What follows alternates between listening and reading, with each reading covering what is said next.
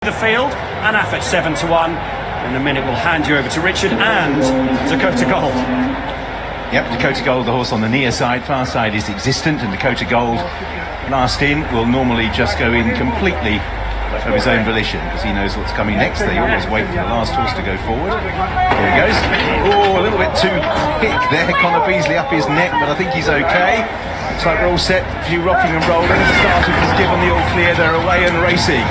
Away in the Portland, live in the moment's one of the first to show down the centre. Get in that black cat now with Intrinsic Bond and Chipstead show up over there with Vintage Clarets, Kings Lynn, Hurricane Ivor and Aberama Gold. Near side Haymakers up there in company with Dakota Gold. They're more fragmented with T-Spirit under the near side rail in company with a big board. And at the back of that group is Kim and Grace. So the bigger group racing down the far side, led by Get It with Intrinsic Bond. Chipstead, Call Me Ginger's just behind the leaders on that far side group with Vintage Clarets and Existent. Kings Lynn from Happy Romance behind these Battery pushed along.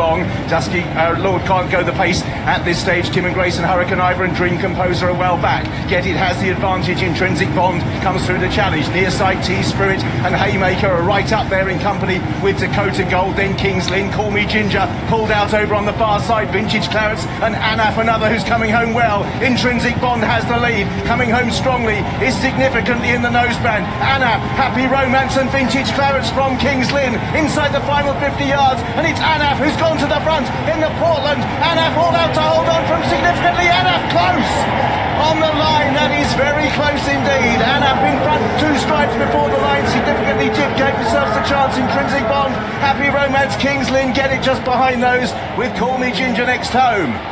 On even strides, Annaf's won it and possibly has just dipped in time, but it's got close with significantly driving Intrinsic Bond between the pair.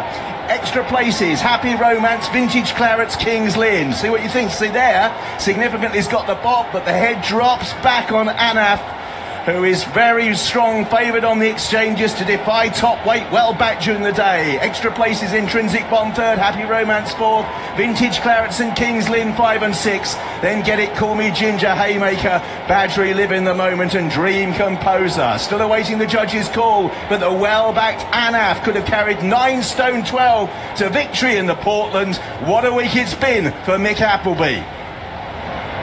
And a moment ago, Betfair punters 1.01 Annaf. Here's the result. First place, first number 1 Annaf. He's won. Annaf has won and broken his maiden on turf. He's run a number of good races. He was 7th in the Haydock Sprint Cup only 7 days ago. He was 3rd at Royal Ascot in the King's Stand, but finally has a win on turf. Some week this from Mick Appleby. Rossa Ryan in brilliant form and Fosnick Racing, the winning connections. Watch out for the green cap, Jason. This was close. Yeah, well, I think Rossa picked Annaf up as a spare ride for Mick Appleby in the winter. They clicked together. They went through the grades, winning up at listed level all the way through, and he ran in the all-weather sprint finals. What a way to break your duck on the turf, and brilliant for Mick Appleby. 3 days, 3 winners for the squad. Well, you have to feel for the Camacho team that own you with significantly, because I think just a moment before the line and definitely a stride after the line, he had the nod, but just where it mattered, Annaf under that weight of 9 stone 12 was able to get his head down.